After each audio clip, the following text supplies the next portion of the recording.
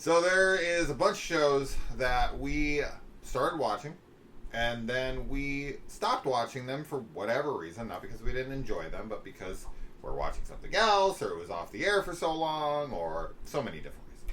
Evil was one of those shows that it ended its fourth and final season back in August of last year. We were meaning to get to it, we just didn't, and we finally watched it. Yeah. So, let's talk about it. We haven't talked about this show on here other than just kind of bringing it up randomly in other reviews. I don't think we've ever spoken about this show otherwise.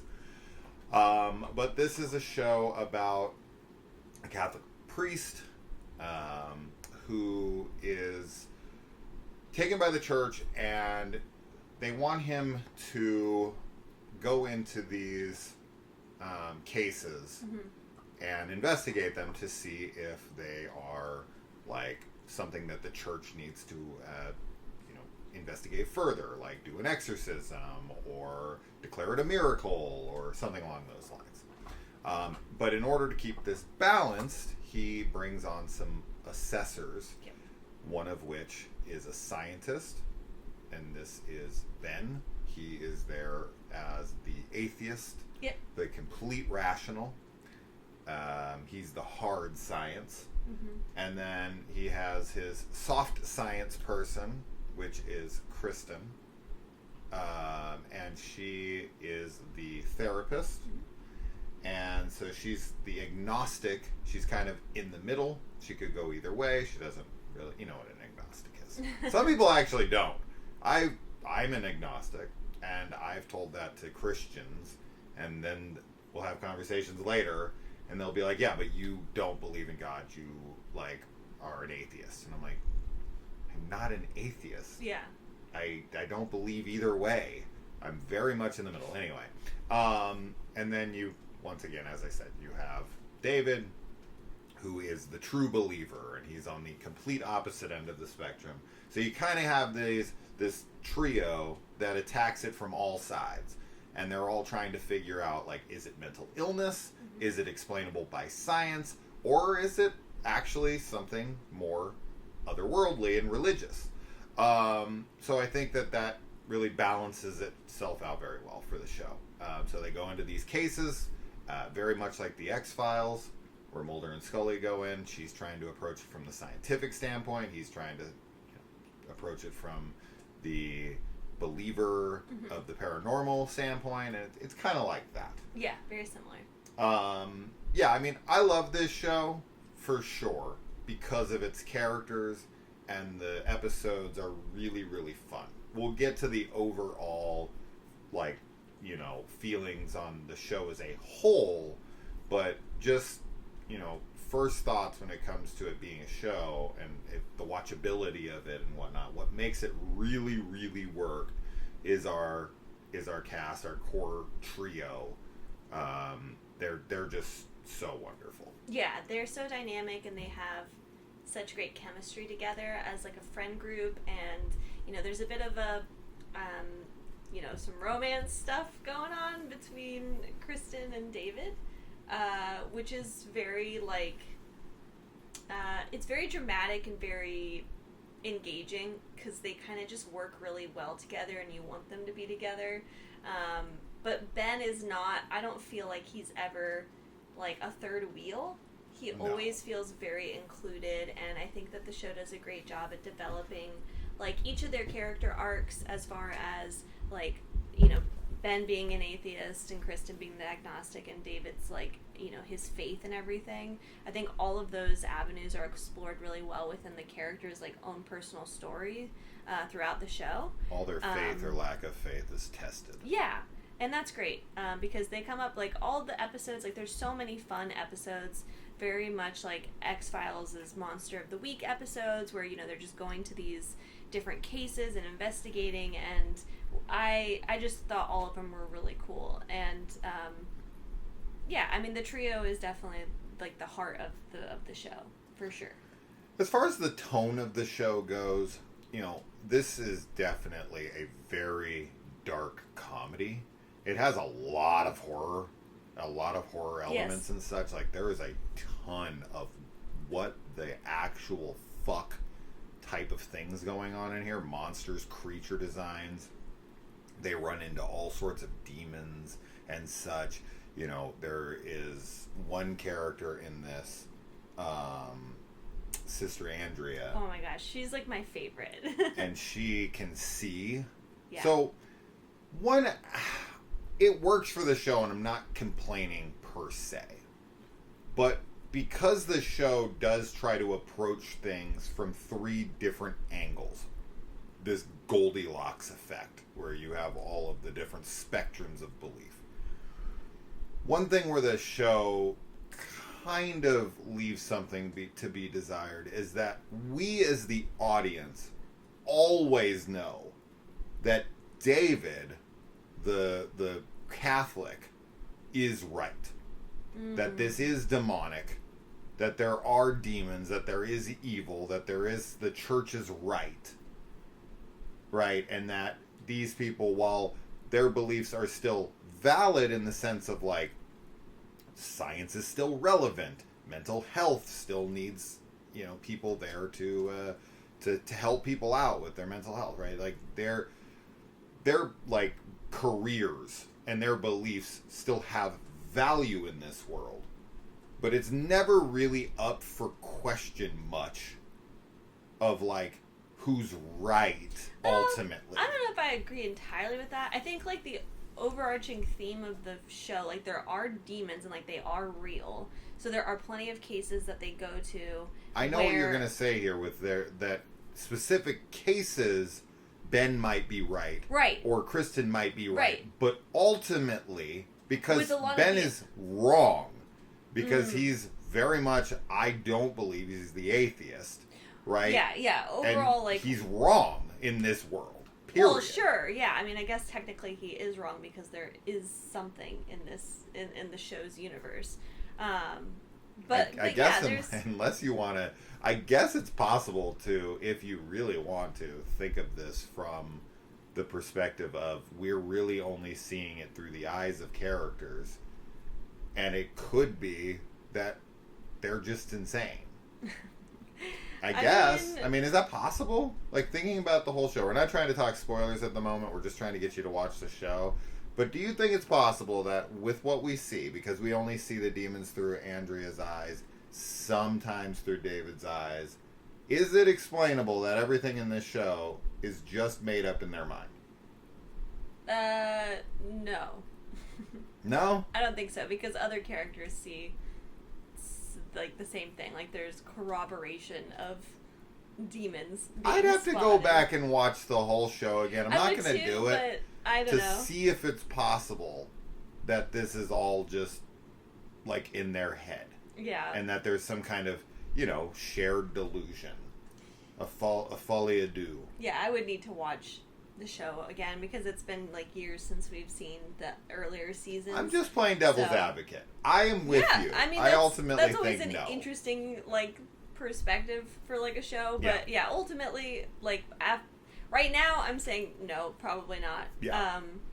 But like it doesn't really matter that like Ben's perspective, like because like as you said, there are still like scientific like there's still explanations, like scientific explanations for some of the cases in the show. Sure. So it's like his character is not irrelevant. Same thing with Kristen. Like they all play very important parts to things, and you know, yeah, I think that they all work really well together, which we've already said. But Sister Andrea is like definitely like one of my favorite characters. I love her so much. Yeah. I think she's such a little badass. I love when there's like an older like woman character who's just like no nonsense, like doesn't take shit, but she's also very kind and loving, and I just really like her a lot. I always thought she was great when she was in the show, like anytime.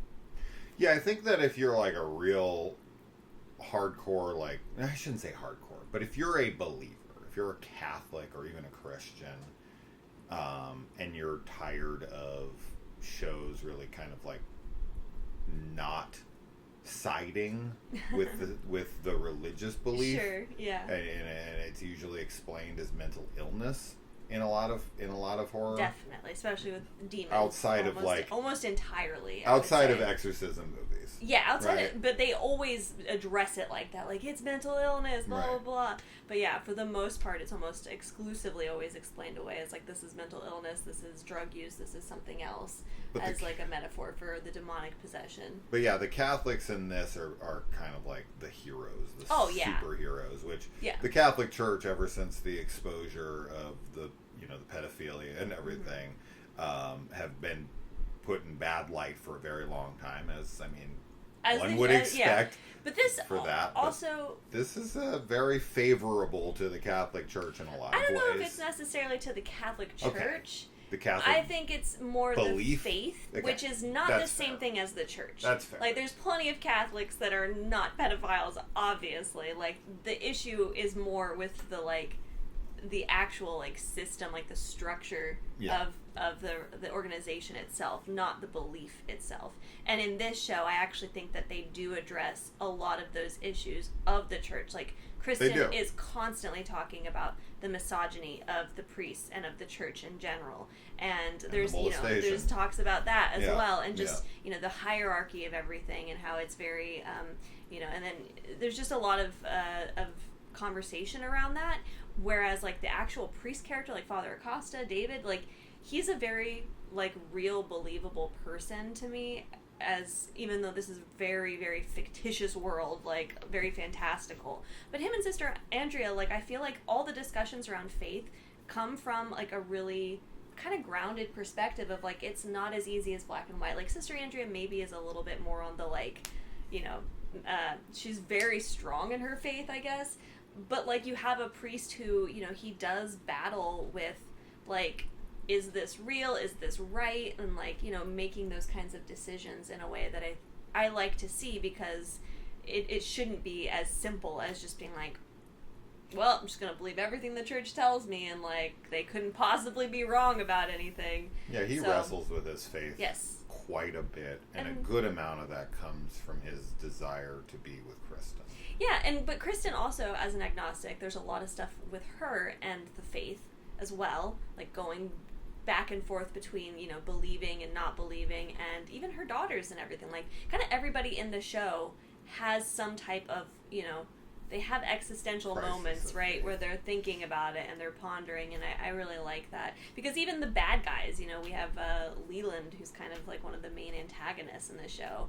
There's also stuff with him of this same kind of thing. Yeah. With is he on the right side, and kind of just building on that. So I really like that aspect of the show. And Michael Emerson, who plays Leland, Ben from Lost, or Sepp from Saw, he's just such a good weaselly character. He really is. He's fantastic in this. You hate him the whole time. You're just this the entire time. Such a little creep motherfucker. He's great. He does a wonderful job. And then the other part too, I think that's really solid in the show is the practical effects. So when we do see demons, or special effects in general, otherworldly things, I really loved everything with that. I think especially the demons, it's really cool to you really get to see them full 9 on. times out of 10 they're full prosthetic. The demons, yeah, and while it doesn't look perfect all the time, I still am glad they went the practical route. Me too. I love that they did that. Because there are some times when demons, their faces look like masks. Yes. It definitely has a Jim Henson kind of quality to it at times. And then there's other times where there's this demon that was in one of the last episodes on a Zoom call where he was talking and his mouth was I don't know, CGI'd or something, and it didn't match up with the suit, and I feel like that's the rushed production of season 4, the end season, which I think got canceled maybe in the midst of production, and that's why season 4 leaves on, my opinion, such a sour note. We'll get there, but overall, I think the effects and everything, and the monsters and the creatures are very unique and very out there. And this show is it's interesting. That's why the tone of the show is one of the more engaging and interesting things to talk about with this show, because it's not a comedy. It's not serious. It's not like it's not any of those things completely. It's sometimes very serious and very dramatic, and you're very engaged in that way. Other times it is super, super silly and self-aware and tongue-in-cheek, winking at the screen. And other times it's kind of a blend of both. It really is all over the place, but I never felt like the tone felt like uneven in a bad way. No, like I really liked when it was dramatic. I really liked when it was super silly. I really liked when it was in between. Yeah. You know, all of that stuff works very well. And the romance between, you know, our main two characters here, David and Kristen, is like rivaling Mulder and Scully on the of like just anticipatory fucking it's suicide. Actually, probably a million times better, I think, than Mulder and Scully's like the chemistry and chemistry. They have great chemistry. Mulder and Scully are wonderful, but like Kristen and David have like something else. Like there's more to it than I feel like what we get, and I think part of that is the writing of the show. Like actually is better for those characters and for the like the tension and the romance. I'm just saying though, like waiting for them to get together is even more grueling. Probably, yeah, because there's a lot more like you just want it really bad. You do. But yeah, there's so much drama to like all the characters, like everything with Kristen's family, like her mom and her husband, and her 4 kids are probably the best portrayal of like young girl, like family young girls that I've seen. They are so hilarious. Every time they're on screen, they're always talking over each other, and it's just such. I love everything with the family life with Kristen being a mom, like. All of that is really, really strong, and yeah, the reason Kristen and David can't be together is because he has married to the church and she's married to a literal other person. Yes. So there's a lot of they really want to be together. They pine after each other quite a bit, and it's great. Yeah, I mean, there's a lot of a lot of tension in that, and the show also because it does that. It's very modern in that a lot of the fears and like episodes address technology and like the use of technology for evil. In this case, usually for like literal evil. Yeah. But I really enjoy that too, and they're pretty like not cheesy, but like it's not anything groundbreaking. Like it's stuff that we've seen before in other sci-fi, like fears about AI or whatever. But I still think that it's done very well in the show. I'll meet you halfway on that. I think that while I like the episodes that do it, the technology stuff, there's like these Oh, I'm so sorry. It's all right. There are these headsets, right?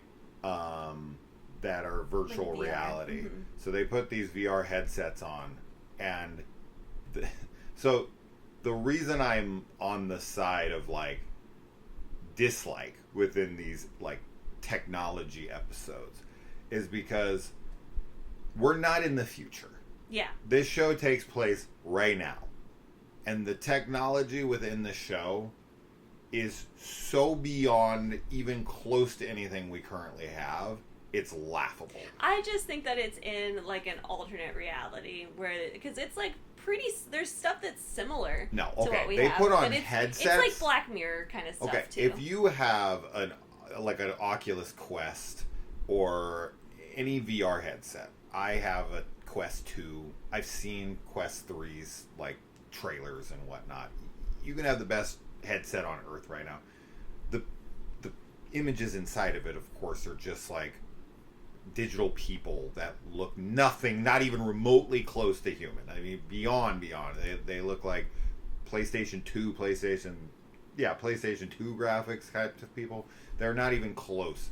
These are literal humans. Literal, like, if I was sitting here with a headset on and Kaylee wasn't here, I'd see Kaylee just how she is.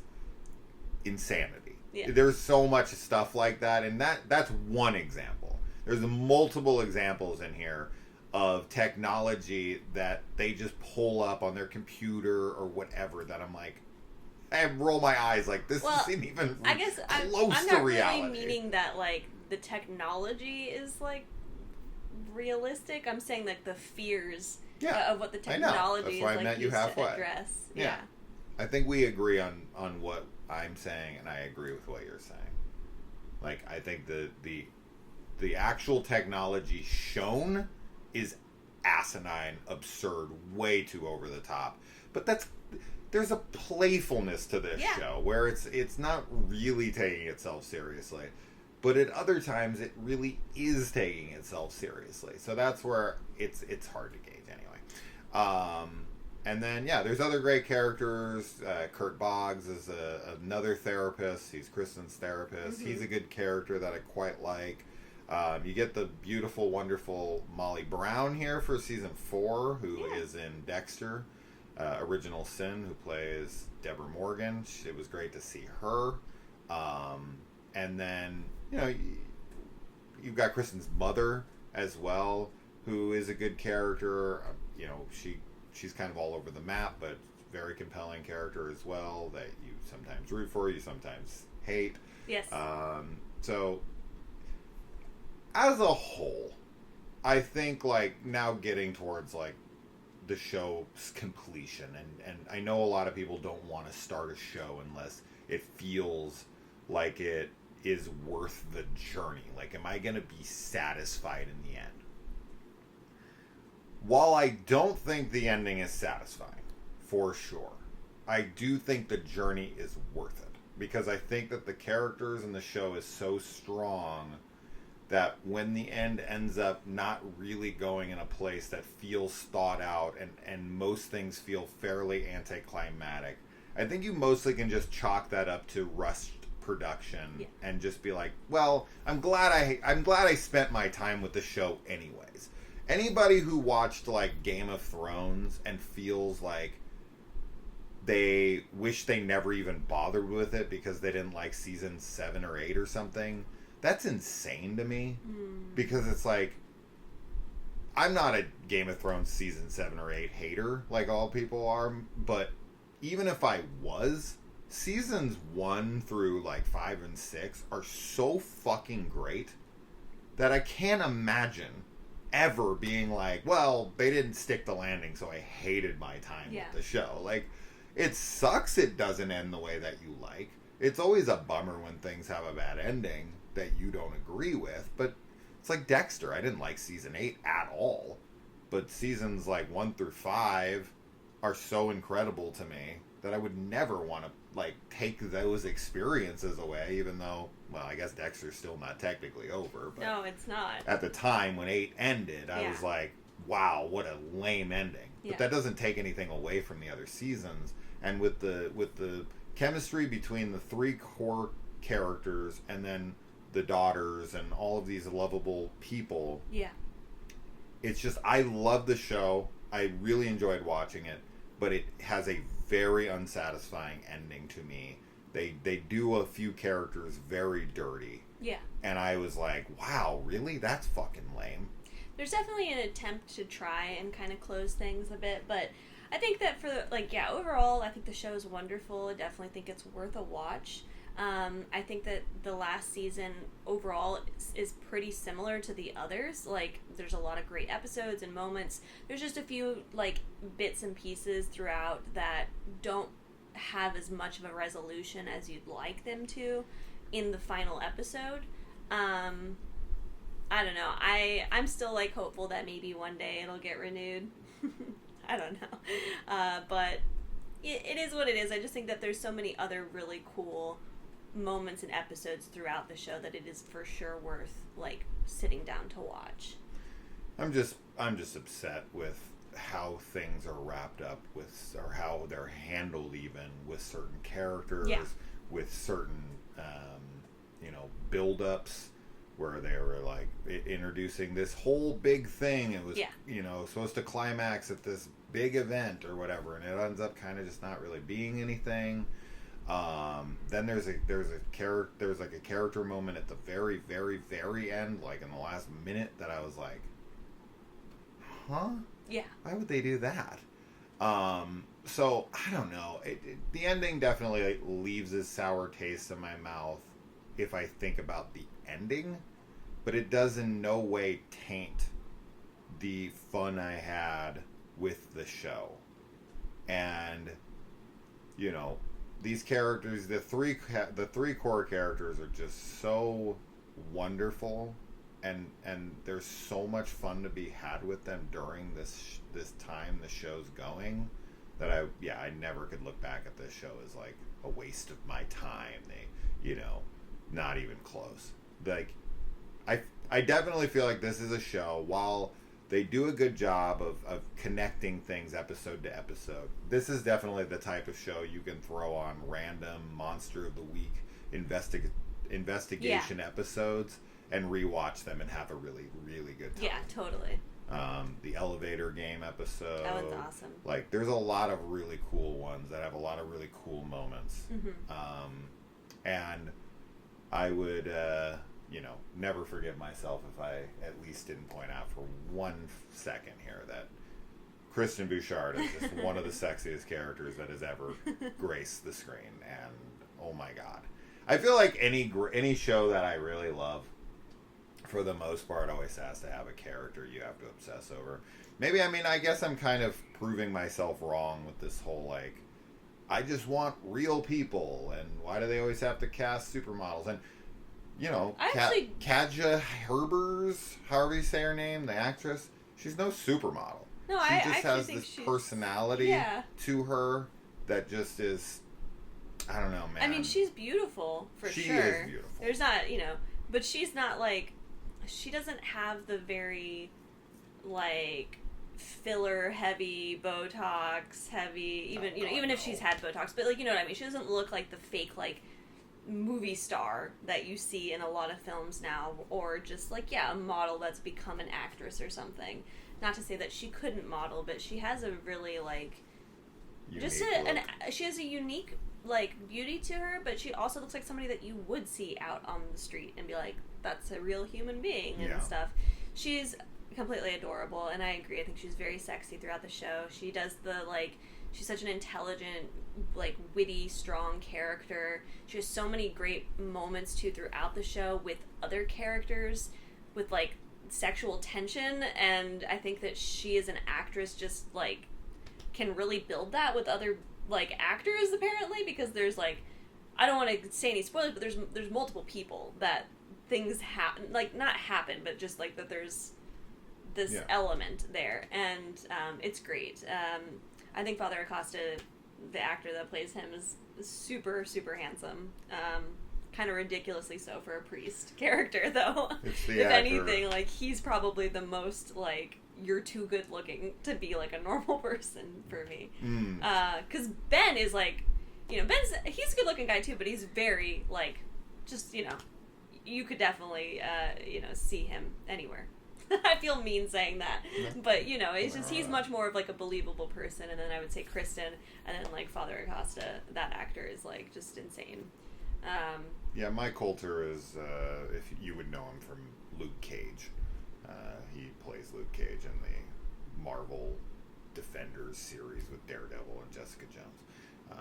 So if you don't know who acts in these, that's who plays Father Acosta. But they're both like impossibly sexy people that have great chemistry together, and you just want them to fuck every episode, and they just fucking refuse to. But it's great. It's really great stuff, and there's just great friendship moments too throughout. Like, even though there is all that that element in the show, like, there's definitely really strong friendship between all three of them, and even Kristen and Ben and David, like, all of them have just great friendship chemistry together, and the show's writing is wonderful for that too. So it's very funny too. Lots of very funny stuff. Ben is hilarious. Yes, he says so many funny things. They all say funny things. They do. But Ben's the funniest. Kristen is pretty funny a good amount of the times, and David would be the least funny because he's the most serious. But he still has some funny moments. He definitely does. Sure. If you want to see insane, like, wild creature and interesting, fun, ridiculous storyline investigations. Yeah. They never hold back. They really go for broke. There's some Yes. really ridiculous moments in this show that'll definitely have you laughing. I think this is a great show for like the autumn, for like October, Halloween time. I mean, you can watch it at any point in the year, but also the location, it's like in Boston area, I think. Yeah. It's somewhere on the East Coast. It's not New York, but it's like, it's in that area, like in one of those places, either, yeah, near Boston or like near New York. So, but it has like, I don't know, something about the setting and the atmosphere to me feels very like fall, autumny. But the show's not obviously set only in that season. So, I don't know. I just think it'd be good to watch around the fall. Well, if you want to check it out, the first 3 seasons are on Netflix, and all 4 seasons are on Paramount Plus. So that's where you can watch it. Last thing I'll say here is I don't like how they handled Andy's character at all. That's all I'll say. No spoilers, but I thought that was really poorly handled. And Father Ignatius is also another very good character. Oh, I yes. liked a whole bunch. I did too. Really good. Good stuff. But other than that, yeah, definitely if you're a big like X-Files fan and you want kind of something that feels similar to that, you have Fringe, which has the more, less like, horror, sci-fi, and then you have this, which is much much more horror Yes. oriented. So those are 2 shows to check out if you're a big X-Files fan. Yeah. And you're like, well, they never made anything else like X-Files. Yes, they did. They also made Supernatural, stuff like that. But this feels like it was born out of X-Files. Yeah, definitely. There's major inspiration for sure. So, Absolutely. yeah. So, if you've seen it, let us know. Yeah. What are your favorite episodes? How'd you feel about the ending? Yes. Were you like us and you felt underwhelmed with the ending and wish that they would have given them more time to finish this up in the way I'm sure they wanted to? Obviously, if you look below, you might see spoilers, so be cautious when going down there. If you do say something with spoilers, try to put like spoilers first so people see that. But yeah, Kristen Bouchard. That's all I can say. All right. Well, we'll see you in the comments. Bye. Bye.